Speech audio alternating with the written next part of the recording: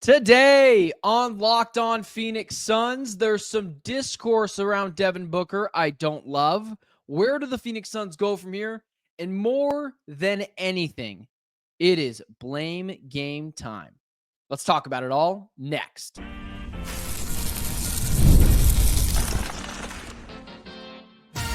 You are Locked On Suns, your daily Phoenix Suns podcast, part of the Locked On Podcast Network. Your team every day.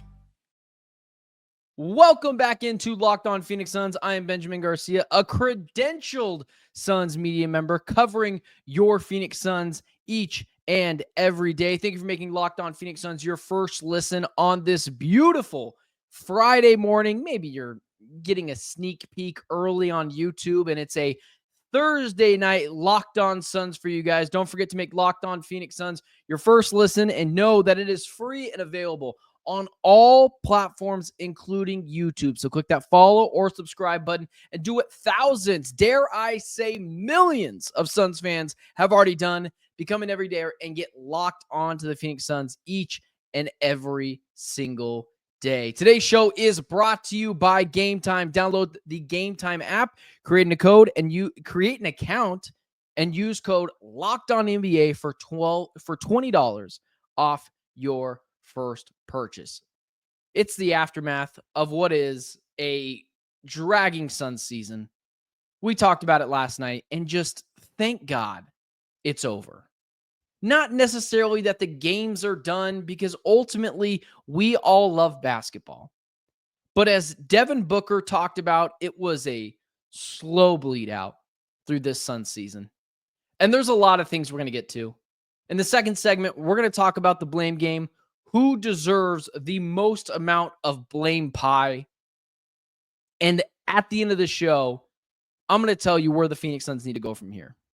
And you're going to want to stick around for that. But let's start here, because I got to be honest with you guys. If there's one thing that I feel like I can bring to the show, it's emotion. And I'm pissed off with some of the discourse around this Phoenix Suns season, mainly at one Devin Booker. And I want to talk about Devin Booker's post-game comments last night. And this is not a hate Devin Booker video. I love this team, and I love Devin Booker. He has earned a lot of goodwill just sticking through it with this team when they were awful. Believe me, I remember those days. Not a 2021 Suns fan who jumped on when they were really good, and there's nothing wrong with that. But I've seen the good, the bad, and the downright ugly with this team, and Devin Booker has as well. So I want to get that out of the way. And I don't want to go too hard after Devin Booker, even though it's going to seem like that in just a couple of seconds, given the fact that he did go up last night and take his licks in front of the media. This team has been starving for a leader all year long. Kevin Durant was never going to be that guy, and people told me that it didn't matter. Clearly it did. So let's get into some of Devin Booker's post-game comments last night. Let's dissect them, and then let's talk about the discourse of Devin Booker, and also try to maybe further explain some of the things that even he talked about last night. So Devin Booker talked about the Suns season being over. And almost like how I perceived the Suns season. It was a slow bleed out, and we were just aching and hoping that it would all be over soon. Here's Devin Booker's first initial reactions to the Suns being eliminated from the playoffs and kind of feeling like we do. Thank God it's over. And man, it kind of sucked. Here's Book.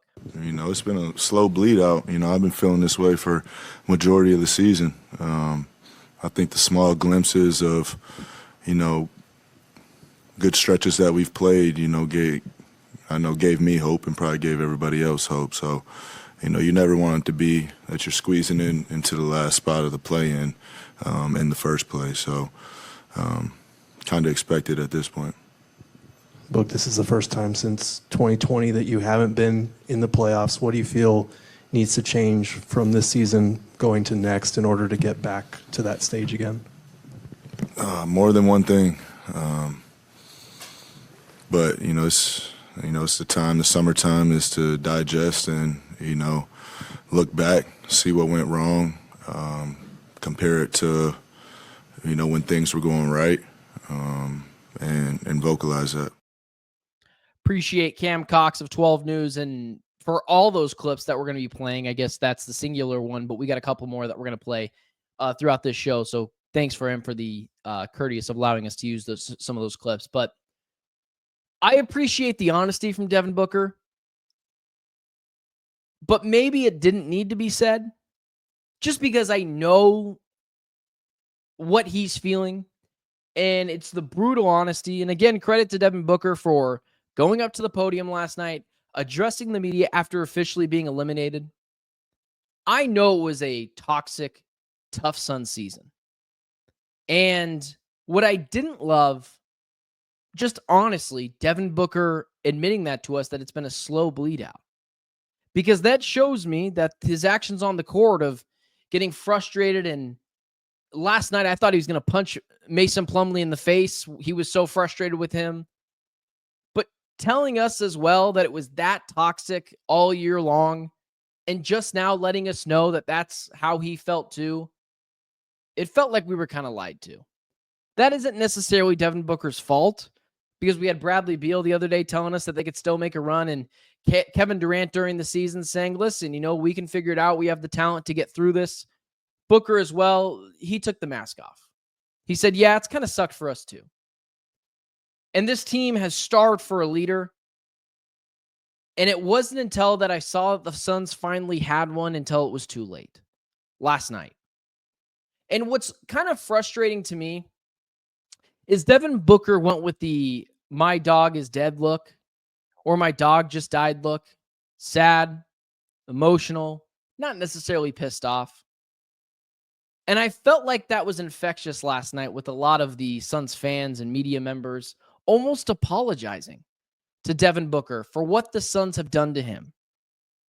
Well, I think this is a very clear case of, well, look at what my actions have done.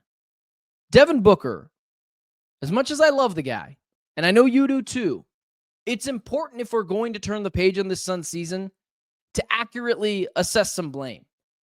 He is not without blame for this Suns season.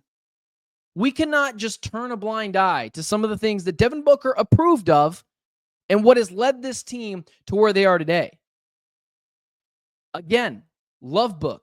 Know you do too.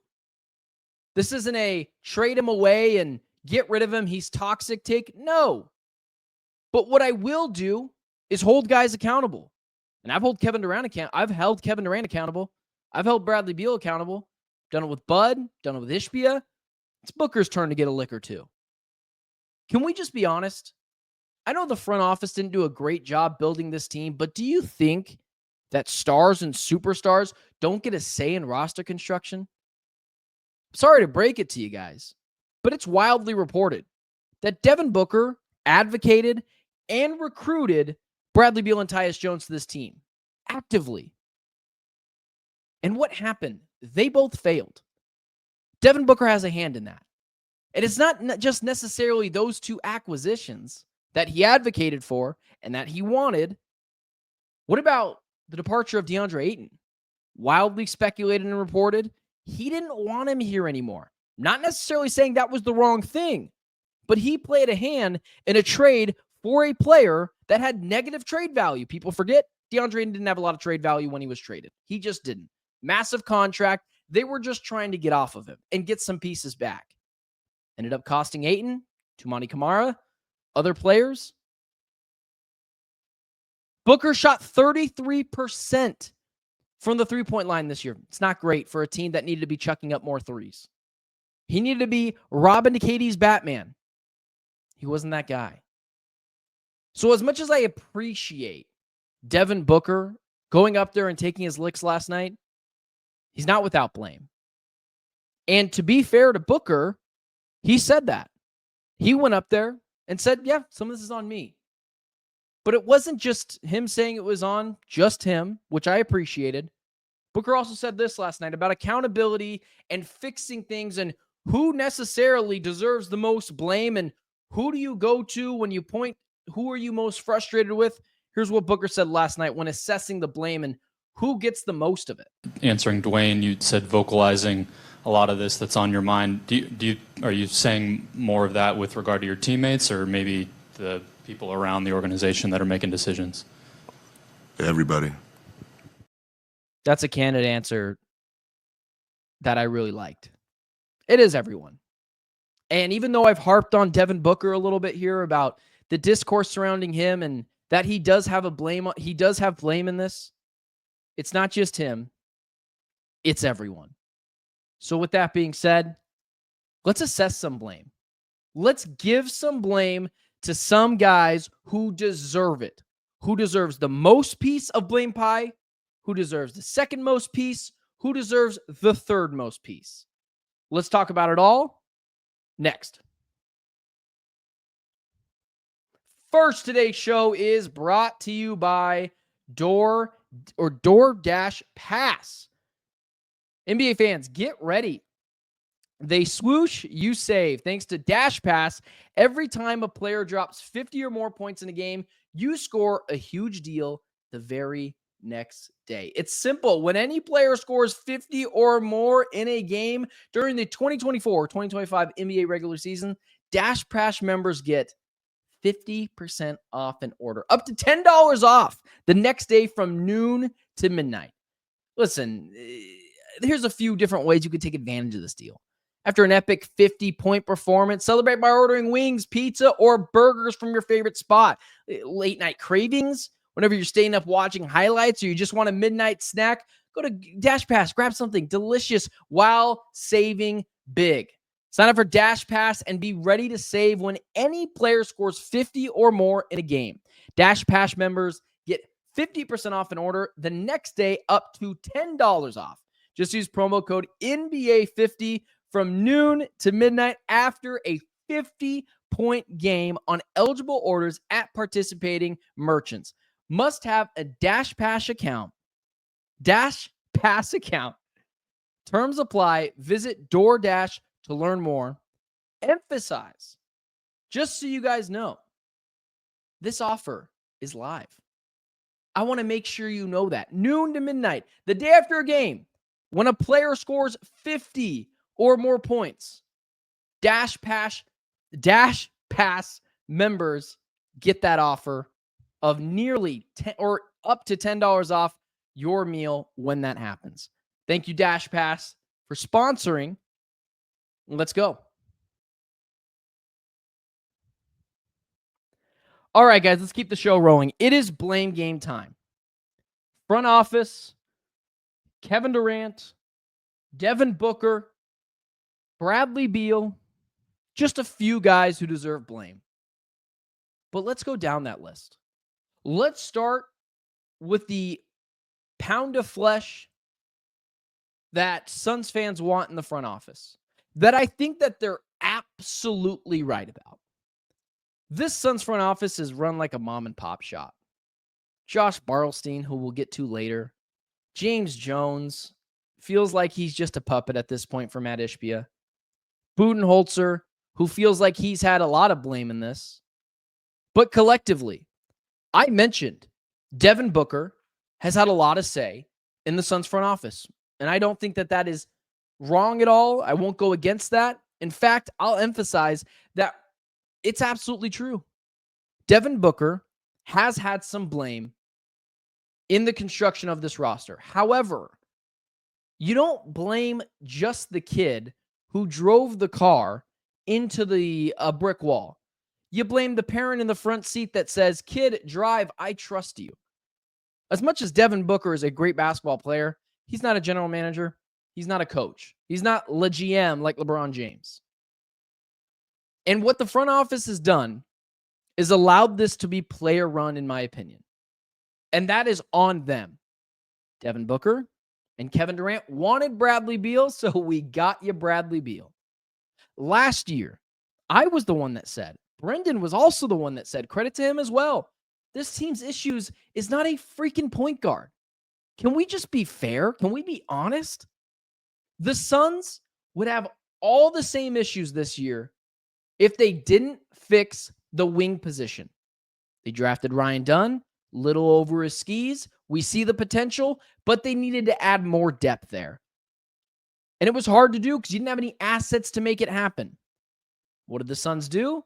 We're prioritizing 6-foot Tyus Jones. And to be fair to the Phoenix Suns front office, I like the move as well. I thought it was one of the better vet minimum guys that you could get. But I'm not running the team.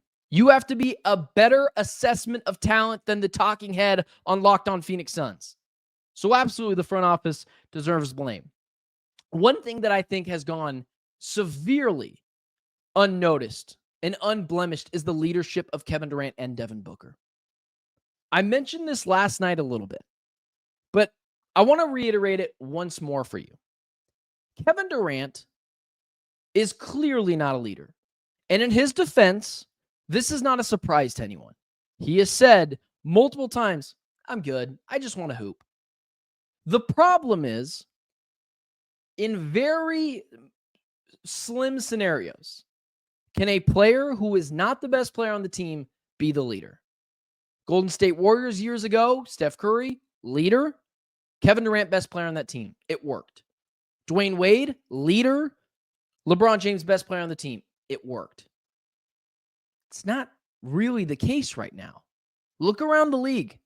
Best player, normally the leader. Jalen Brunson, leader. Jason Tatum, leader. Cleveland Cavaliers, Donovan Mitchell, he's the leader. LeBron James and the Lakers, that's the only one you could argue.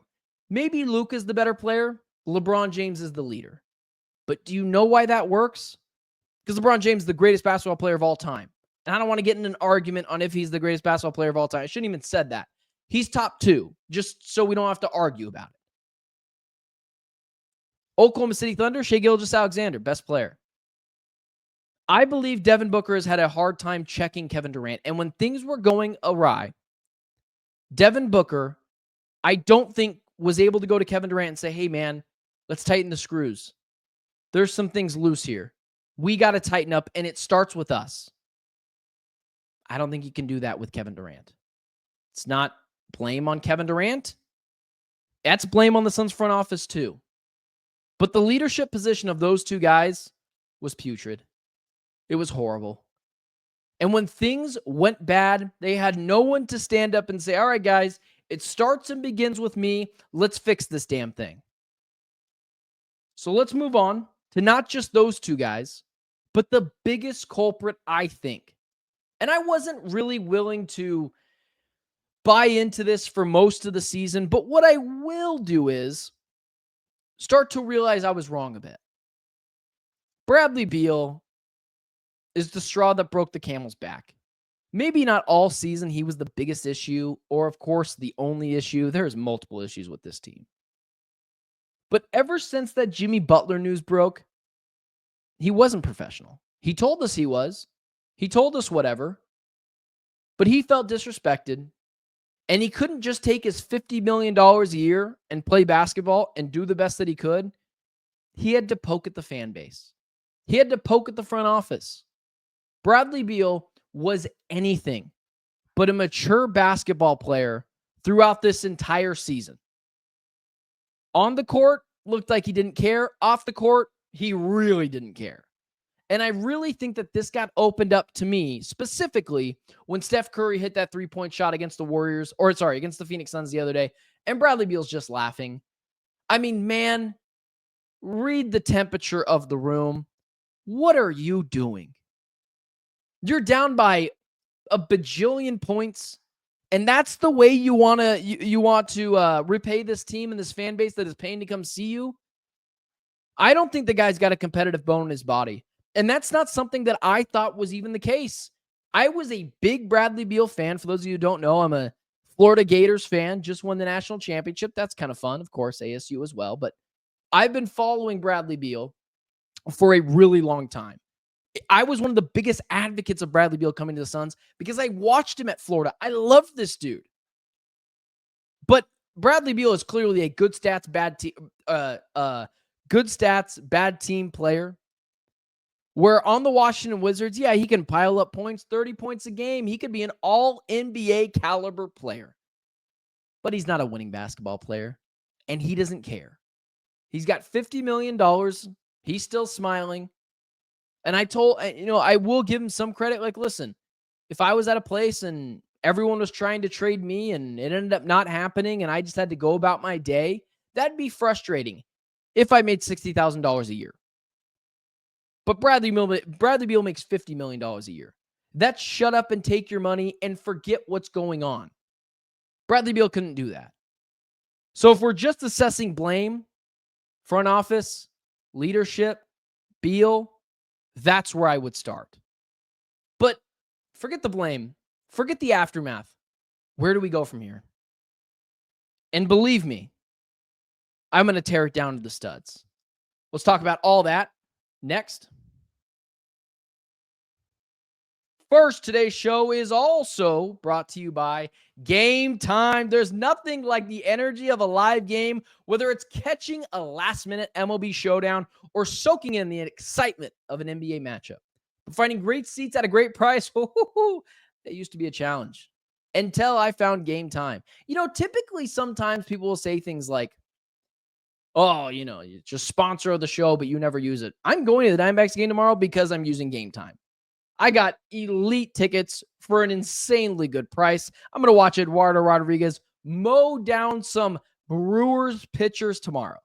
But with that being said, Game Time makes scoring last-minute tickets easier than ever. Prices actually drop as the event gets closer, which is actually true. This is not some nonsense ad read that we're doing. I bought tickets like 5 minutes before Suns years ago, obviously, now that I cover the team. But Cardinals, Diamondbacks games, they drop insanely low. And you could just get in. It's easy, it's fun, and with their all-in pricing, you see their total cost up front. No surprises at checkout. I used to be a other ticket app guy until Game Time came out because there was none of the hidden fees at the end of my checkout where I thought I was paying $50, but it ends up I'm paying $100. With the all-in pricing of the Game Time, you don't have to worry about that. It tells you right up front.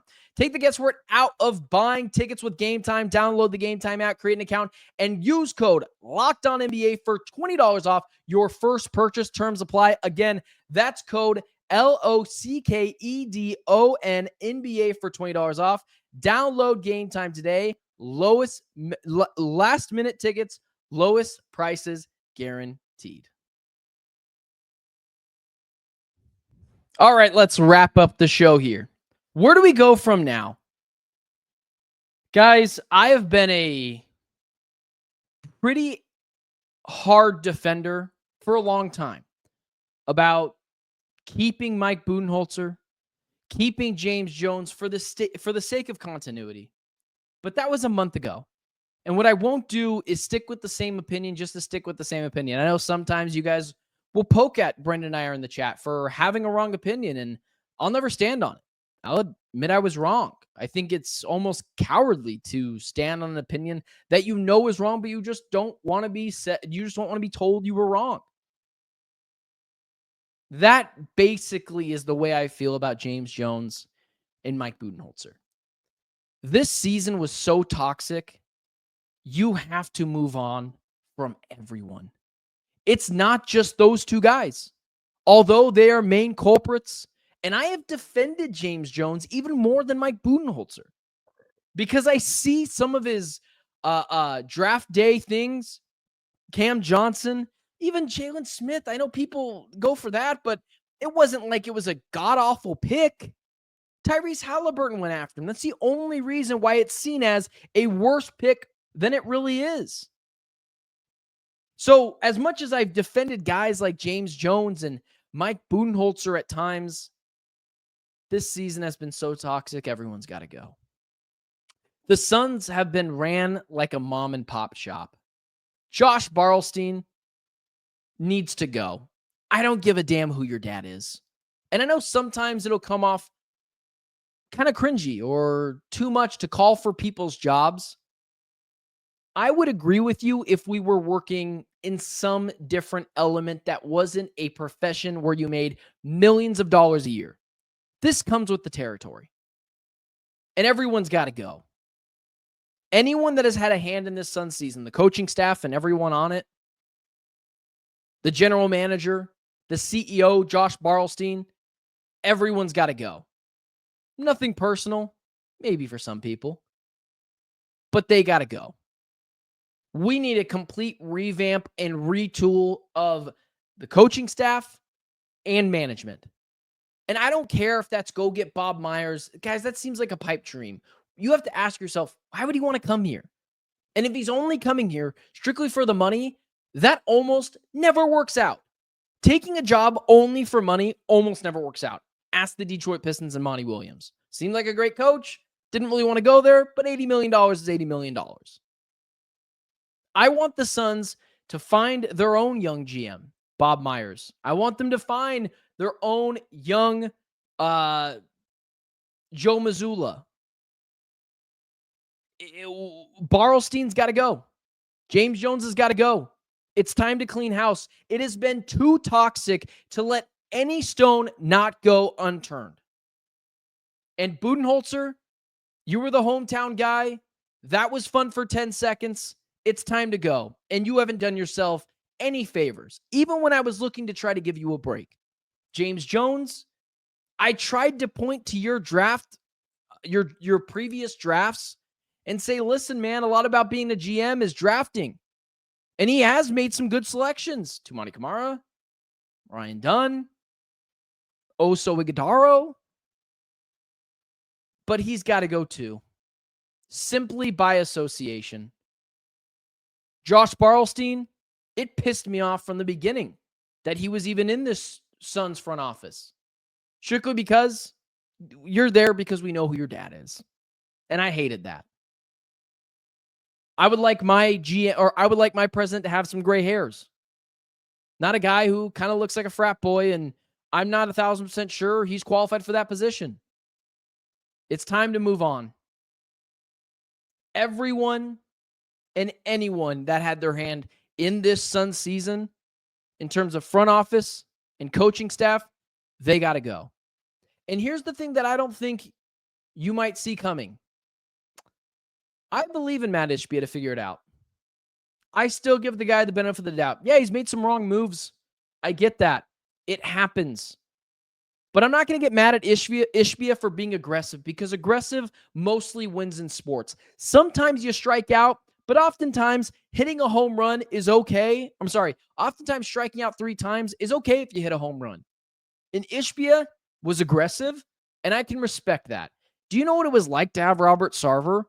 We're just letting go of Amari Stoudemire and Joe Johnson just to let go of them. I know some of you guys are roughly newer Suns fans. Again, nothing wrong with that. But the days of Robert Sarver sucked. You were almost waiting for a player's contract to come up just so they can walk out the door for no reason. Ishbia, money's no issue. And he's committed to making this team great. And I think, I believe he's going to learn from his mistakes, get rid of anyone and everyone who has had a hand in this. Barlstein, James Jones, Mike Budenholzer, give him the stanky boot right out the door. And that's where I think healing can begin. When you get a new general manager, when you get a new coach, when you get a new CEO, and you get some adults in here that know how to run an organization. Because right now, you're kind of a clown show. And as much as I still like Ishbia, and I know for some reason, I'll never, just side tangent, I'll never believe that some Suns fans, I think the way I'm able to tell that you're a newer Suns fan is that you don't like Mat Ishbia. Because if you don't like Mat Ishbia, I can assure you you're going to hate Robert Sarver. And again, that's okay. No shade for being a newer Suns fan. The more the merrier. You got to start somewhere. Ishbia, his only flaw has been, 2 flaws. Hiring the wrong guys for the positions, which is a huge flaw. And caring too much. Spending way too much money on guys that didn't deserve it. And being too aggressive, maybe giving up a tad too much for Kevin Durant. But I believe he can fix this, and I believe he will. It won't be as quick as next year at the championship contenders. But if you told me I could go back in time and have Robert Sarver as my owner, or Mat Ishbia, the guy that is willing to spend and figure it out and bring a championship to Phoenix, that guy, if he will finish one thing before he leaves this earth, a top 3 thing would be bringing the Suns a championship. That's how much he cares. And I would rather my owner care too much than not enough. Treat it like a main business instead of something that he loves doing. And so for that, I'll continue to stand by Mat Ishbia. And that's the way that I would fix it. It's tough. Suns fans, breathe. We're under in what I believe is good ownership. We still have Devin Booker. Kevin Durant's probably going to be out the door. Hallelujah. Bradley Beal, it looks like it's going to be out the door too.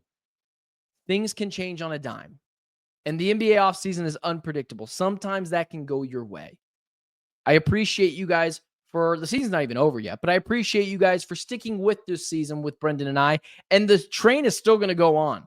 We got the offseason, free agency, summer league, the draft. It's still going to be a lot of fun, Suns fans. And I cannot wait to continue to go through it with the rest of you guys. But for now, this is where we're at. And it's going to suck for a little bit, but it's going to get figured out. Thanks for making Locked On Phoenix Suns your first listen every single day. Now go ahead and go check out Locked On NBA. They got some great stuff going on over there, as well as we're going to continue to cover all the biggest stories Monday through Friday in less than 30 minutes, or maybe sometimes a little over. Appreciate you guys making Locked On Suns a part of your day. Brendan will be back on Monday, taking a bit of a sabbatical, if you will, and a man who has much deserved it. I'll talk to you guys on Monday.